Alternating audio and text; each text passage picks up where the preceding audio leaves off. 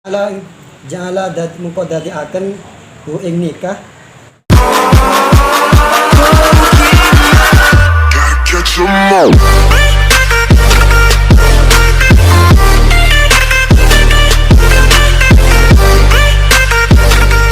Assalamualaikum warahmatullahi wabarakatuh. Halo pemirsa, selamat malam. Kali ini saya bersama dengan Mbah Rohmat. Beliau ini adalah seorang santri tertua di pondok kita, yaitu Pondok Madinatul Quran. Selamat malam, Mbah. Halo, Mbak. Apa kabar? Alhamdulillah, baik. Alhamdulillah. Oke, jadi nanti gini, Mbah. Saya ini mendapat sebuah tugas, yaitu mewawancarai di lingkungan kita suatu hal yang menarik dan untuk memperoleh suatu pengalaman yang nanti akan bisa bermanfaat buat kita semua. Sebelumnya bisa diperkenalkan dulu, Mbak. Namanya siapa, asalnya dari mana? Assalamualaikum warahmatullahi wabarakatuh. Waalaikumsalam. Alhamdulillah. Nama saya Rohmatullah dari Desa Watu Prapat, Kecamatan Nguling, Kabupaten Pasuruan, Jawa Timur, Indonesia. Asli Indonesia. Asli. Bukan mainan. Lalu ini saya punya beberapa pertanyaan, Mbak, yang mungkin nanti bisa dijawab oleh Mbak, dan semoga bisa memotivasi semuanya yang sedang menonton di channel ini. Oke. Nah, siap. Boleh langsung dimulai, Mbak? Monggo. Sebelumnya sudah berapa lama, Mbak, belajar di pondok pesantren ini, Mbak? Di pondok pesantren mana? Semuanya mulai dari awal mondok sampai sekarang, yang katanya mencapai 17 tahun selama belajar di pondok pesantren. Sebelumnya saya itu mondok di pondok pesantren Raudhatul Ulum Besuk Kejayaan Pasuruan, Ki Haji Muhammad Subadar, itu 7 tahun, terus 8 tahun, terus 2 tahun ditugaskan mengajar 10 tahun, terus pindah ke Hamalatul Quran Jombang, ini sudah 3 tahun. Jadi 13 tahun. Tapi sebelum pondok besok itu saya sudah mondok ketika kecil tuh, masih TK sudah dipondokkan oleh orang tua di dekat rumah saya. Nah, itu mondok apa dibuang, Mbak, itu, Mbak? Itu Sudah dari kecil itu.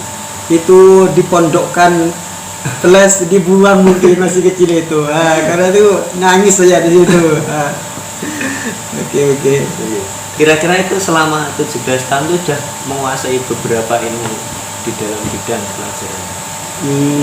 Kalau menguasai ilmu sih ya enggak menguasai juga. Yang punya pesantren kan yang dididik itu kan santri. Kalau di perkuliahan kan ada jurusan ekonomi, jurusan matematika, jurusan gini. Kalau di pesantren tuh jurusannya satu, takwa. Gitu, udah takwa. Itu ikut semuanya sudah takwa itu. Ya. Oke, selanjutnya. Pengalaman apa yang sudah didapat tadi sudah, dan 29 tahun di pondok itu apa nggak pengen nikah, kerja, atau 17 tahun. 17 tahun ya. 17 tahun itu nggak pengen kerja atau nikah atau apa nggak gatel? Kalau gatel ya tinggal dikasih air aja, itu kan lebih sendiri gitu. Kalau pengalaman nikah sih kepingin. Nikah tuh kepingin. Nah, kebetulan nih saya ini baru belajar kitab Qurratul Uyun. Oh iya, betul. Dan ini baru selesai tadi belajar sama anak-anak. Tadi minta nembel maknanya, dan kebetulan ketemu dengan Mas Ajis di sini langsung.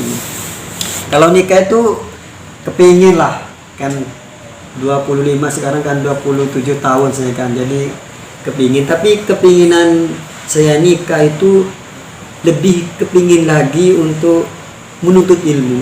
Iya, betul. Jadi rasa nikah saya ini dikalahkan oleh untuk menuntut ilmu. Semoga barokah aja lah gitu. Amin. Tapi sebenarnya udah punya calon, Bang, dulu. Kalau punya calon sih enggak. tapi nggak punya calon lah gitu. Takut saya itu kalau punya calon itu, takut nggak nggak tekun lah dalam belajar itu, takut kepikiran gitu. Lalu pengalaman apa saja yang didapat selama 17 tahun di pondok itu? Oh, banyak sekali pengalamannya itu.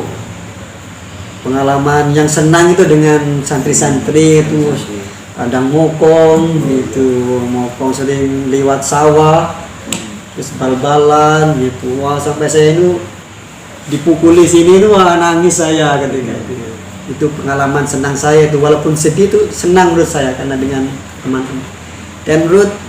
Dan kalau pengalaman yang saya sakiti itu, yang saya jelek itu ketika saya itu ya kan, dulu kan masih anak-anak di pesantren kelas berapa, sanawiyah mungkin ya, nggak punya pasangan ya, biasa anak pesantren lah, kalau sudah pulangan itu telepon sama Yang ikhwat apa yang beb.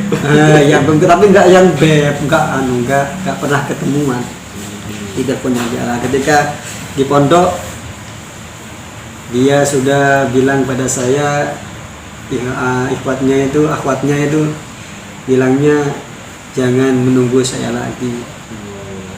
Ternyata setelah ditelusuri, ternyata dia itu nikah dengan orang lain. Wah, itu sakitnya itu di sini apa di sini? Bukan, jadi mulai sini sampai sini semuanya sakit semua. Itu. Tapi semuanya itu berkat ilmu, berkat nasihat guru sudah dituntaskan. Ternyata itu cuman hasil keremajaan lah, yang bukan, yang enggak dewasa.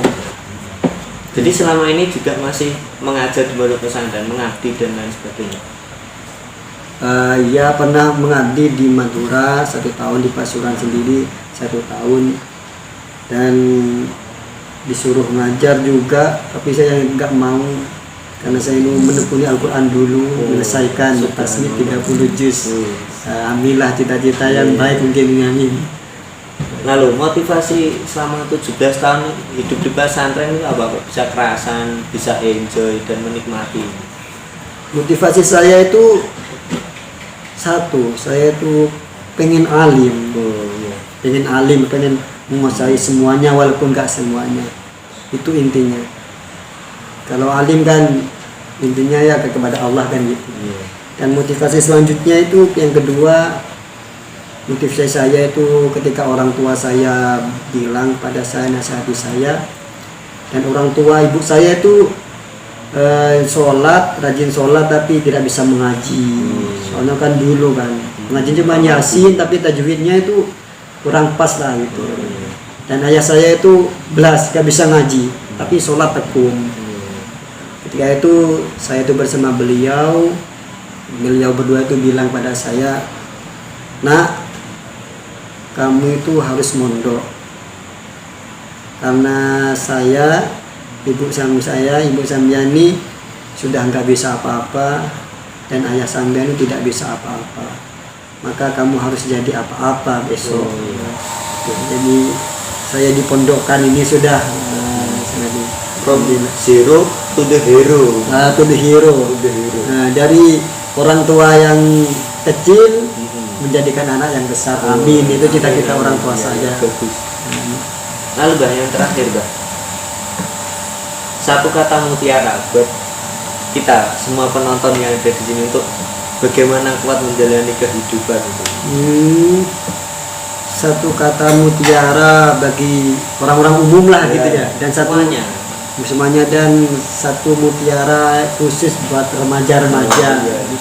Emang Mbak pernah remaja? Oh, pernah dong. Remaja saya itu keren gitu loh. Itu gak ada HP dulu. TV saja saya numpang ke tangga. Motivasi saya buat orang umum yang masih sekolah atau siapa, yaitu jangan lihat masa lampau dengan penyesalan, dan jangan lihat masa depan dengan ketakutan, tapi lihatlah masa sekarang dengan kesadaran. Itu bagi umum. Maksud Mbak. Dan yang khusus bagi para remaja, yang belum maksimal belajarnya, walaupun dengan cewek, biasanya dia cewek kan. Oh iya.